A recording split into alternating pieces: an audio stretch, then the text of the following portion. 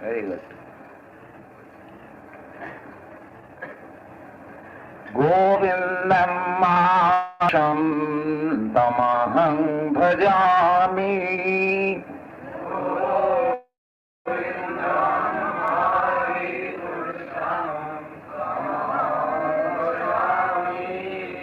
Chintamani Prakarashadmashu Kalpavriksha Lakshabritesu Siraviravipalantam Lakshmi Sahasrasata Samyama Sipamanam Govindam Adipurusham Tamaham Bhajami.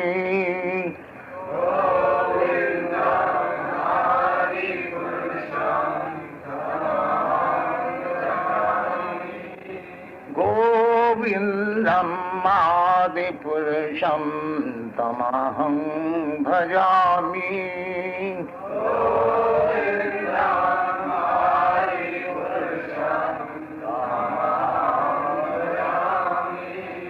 Govindam Adipurusham Tamaham Bhajami.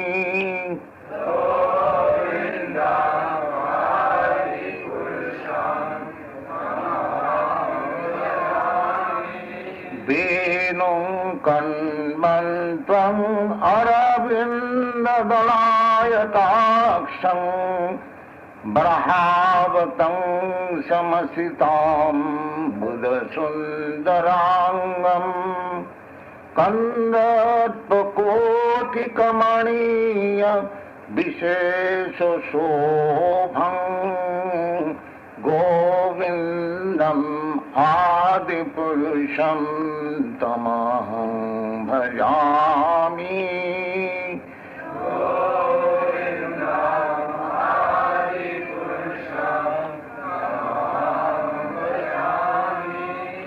Alola Chandra Kalasad Vanamala Vangshi Ratnangadam Pranaya Kedi Kalavilasam Shyamam Tribhangalalitam Niyata Prakasam Govindam Adipurusham Tamaham Bhajami. Govindam Adipurusham Tamaham Bhajami. Govindam Adipurusham Tamaham Bhajami.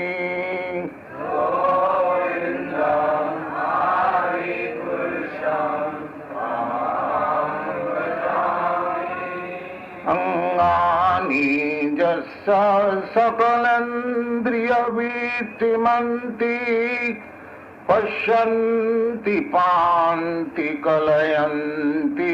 One gets wonderful result. So, anyone who can understand what kind of activities the Lord has and what kind of birth He accepts, simply by understanding these two things, one gets wonderful result. What is that? Tattadeham. By quitting this body, tattadeham punarjanmanaiti, he does not take any more birth in this material world. Tattadeham punarjanmanaiti.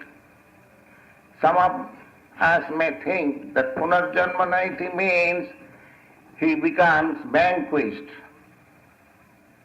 No, punarjanmanaiti, but mameti.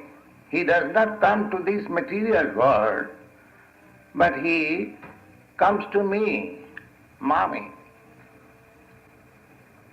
Mameti means then the Supreme Personality of Godhead has got his place, abode, where we can go simply by understanding the nature of his appearance and activities. So, today is that auspicious day, Janmashtami, when Lord Krishna appeared 5,000 years ago in India, Mathura. Those who are Indian ladies and gentlemen present, they know very well where is Mathura. It is about 90 miles south of New Delhi. The Mathura is still existing and it is eternally existing. The Krishna appeared in Mathura in his maternal uncle's house in a very precarious condition. That birthplace, Lord Krishna's birthplace, is now maintained very nicely. One who goes to India, they see. So anyway, Lord Krishna appeared on this planet 5,000 years ago. Now, Krishna says, Janma karma me divyam. Divyam means not ordinary. It should not be understood just like we take our birth. Krishna does not take his birth like us. That is also explained in the Bhagavad Gita. When Arjuna inquired from Krishna, my dear Krishna, you are speaking that formerly you spoke this yoga system of Bhagavad Gita to the sun god. That means it is millions and trillions years ago you spoke. How can I believe it? Because Krishna was contemporary to Arjuna, so he was thinking that Krishna is my friend, is my cousin, brother. How it is possible that he spoke this Bhagavad Gita yoga to sun god? So what was the reply? The reply was this, that you also appear many, many times, I also appear many, many times. The difference is that I can remember, you cannot remember. That is the difference between God and ordinary living creature. That we are also taking birth after birth. There are 8,400,000 species of life, and so long we are in this material world, we are cycling around this birth after birth. So Krishna's birth is not like that. Therefore Krishna says, Janma karma me divyam, ju janati tattata. Tattata means in truth, not superficially, scientifically. One who knows, he can get immediately liberation. And how one can understand the same truth, that is also explained in the Bhagavad Gita. Bhaktya mam abhijanati javan jaschami tattat. Again, the same thing, tattata, in truth. If anyone wants to know God or Krishna in truth, not superficial, then he has to undertake the process of devotion and service, bhaktya. In another place, Krishna says, patram pushpam phalam toyam jumi bhaktya prajachyati. Any person who gives me a little fruit, little flower, little water, but with devotion, bhaktya, that is the only qualification. Krishna says, taya bhaktya upuritam asnami, because he brings it with devotion and faith and love. I eat. Krishna eats. We are offering in the temple prasadam, so he eats because he says, I eat. How you can say that he does not eat?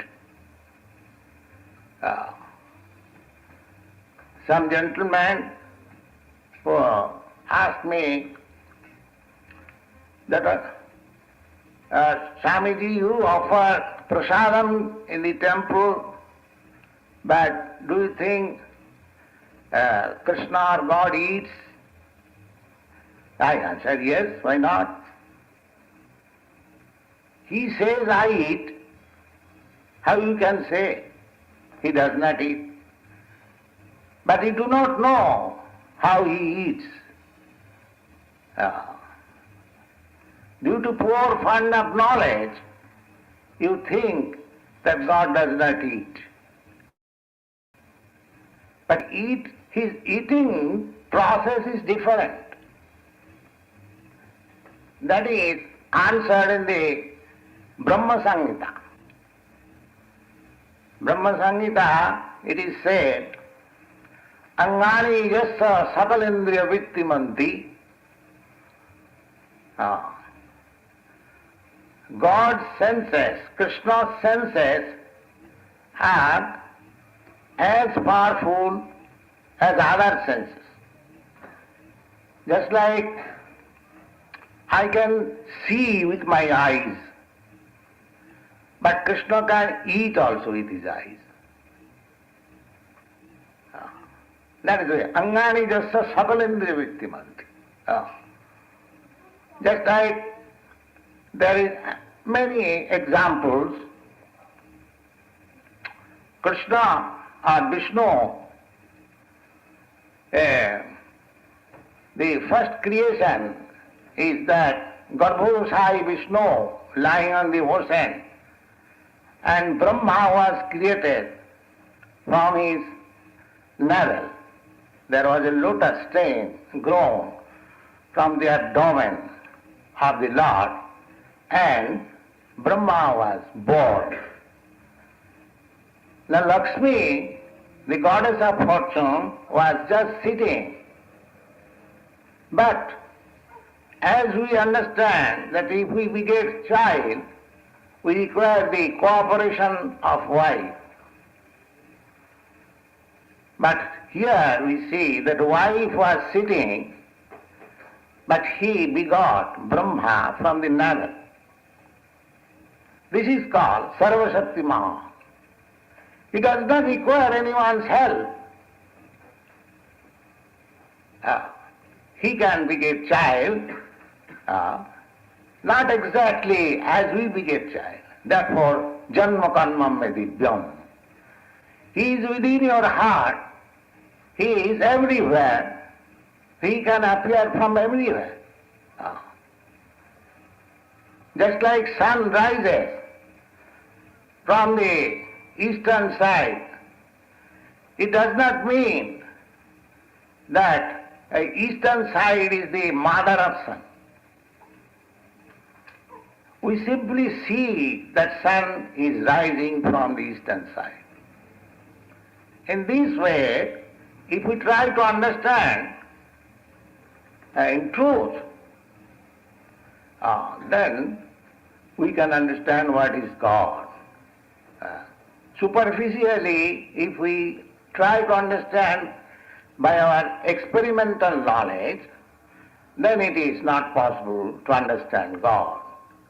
Panthastu koti satavassa sampragamya vayo rathapi manaso munipangavaanam shappastija pravadasim na avichintatate govindamadi purisam tamaham bhajami. The Brahma Samhita says that if one stops on the chariot of air and makes progress on the speed of mind, still one cannot understand what is God. Vedesu dullabha adurlabha bhakto. He cannot be understood simply by studying Vedas. Traigunna Visaya Veda Nistraigunna Bhabhajana. One has to transcend the position of Vedas also, then one can understand what is God or what is Krishna. So that process is explained in the Bhagavad Gita, that bhaktya mama vijanati javan jaschami tattva. So, this bhakti, devotional service of Krishna is so nice, and under that bhakti category, this Janmashtami, of course, this Janmashtami ceremony is observed by all Hindus, irrespective of becoming Vaishnava or not. This ceremony is observed in India, every home, just like in your Western countries, the Christmas is observed in every home. Similarly, Janmashtami is observed in every home. Today is a great ceremonial day.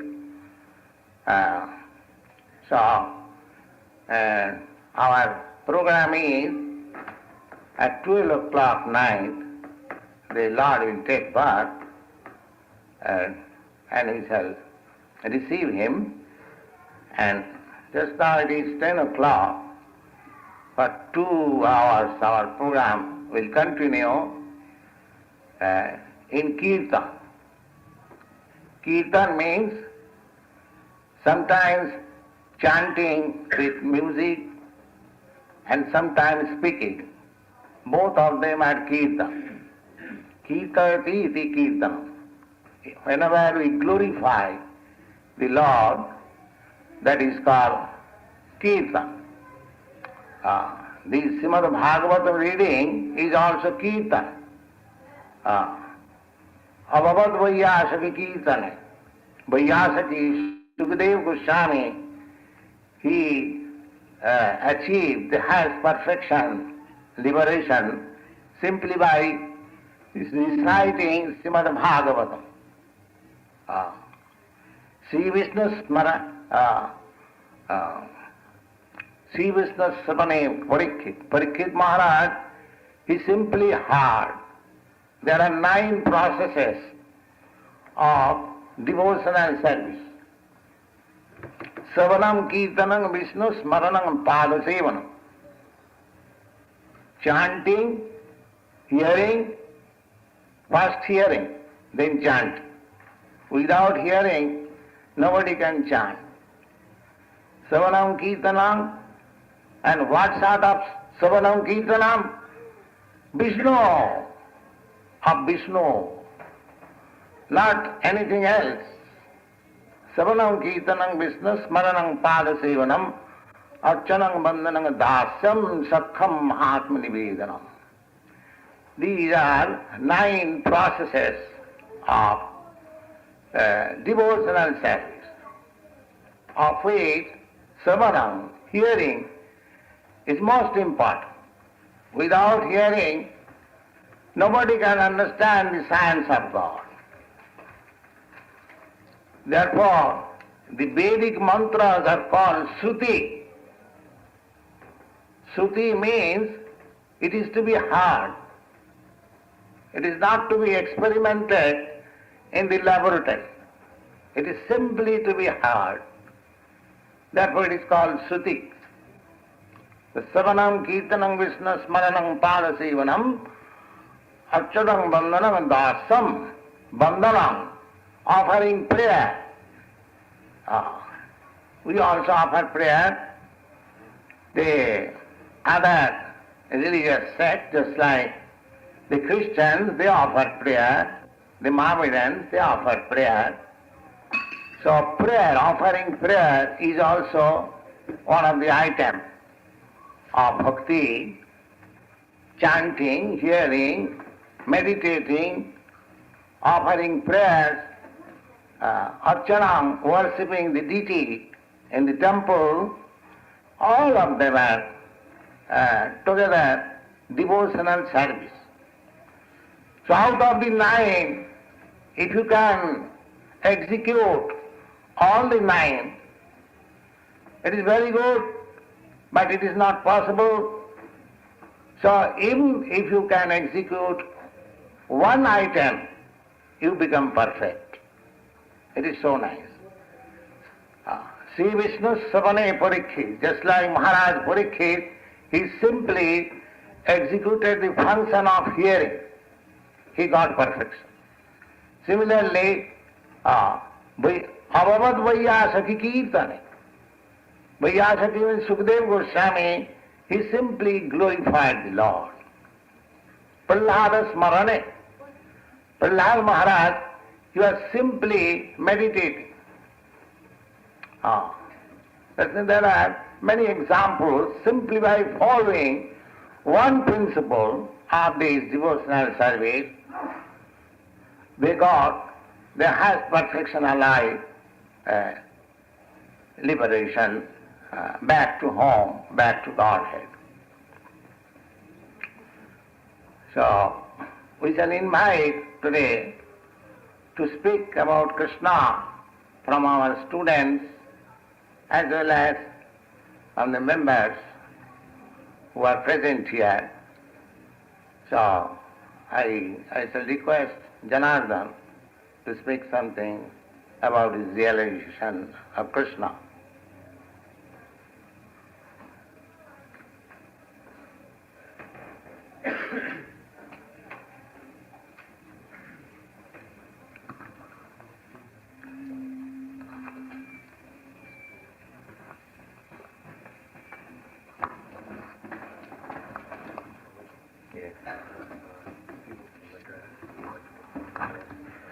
All right, let him speak.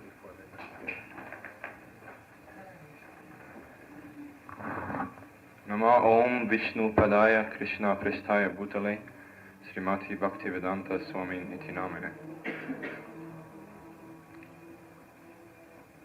Krishna, we know, is the ultimate supreme personality of Godhead. The name Krishna has a meaning. The meaning of the name Krishna is the supreme attractive. Whatever there is that holds any attraction, that attraction is given by Krishna. Krishna explains this himself in the Bhagavad Gita. So, in our life, in this material world, we have so many different attractions that we are pursuing in order to build what we think will be our happiness. All this attraction is the attraction of Krishna's inferior energy. Krishna's Maya holds a great attraction for all the conditioned souls. And by following this attraction of Krishna's Maya, we are continuing in the circle of births and deaths. We are born into this world because we desire to enjoy something. So Krishna provides us with a body that is suitable for that enjoyment. And he provides us also the objects of the enjoyment that we desire. However, also to remind us of our highest possible potential, that of the spiritual, unconditioned existence, we have, along with these material enjoyments, various kinds of suffering. These material enjoyments, although they are temporarily real, come to an end, and then there is feeling of bereavement and regret. So, we are now enjoying the Maya of Krishna's external potency in our ordinary life, unless we realize the personality of Krishna himself. We must have personal realization, personal contact with Lord Krishna. So long as we are enjoying these objects of our senses and thinking that these objects belong to us, and so long as we don't know to whom all these objects belong, to whom belongs the land, the money, the food that we eat, the clothes that we wear, our families, so long as we do not know to whom all these belong, then we are enjoying in a state of ignorance. Factually, we are being thieves. We cannot be happy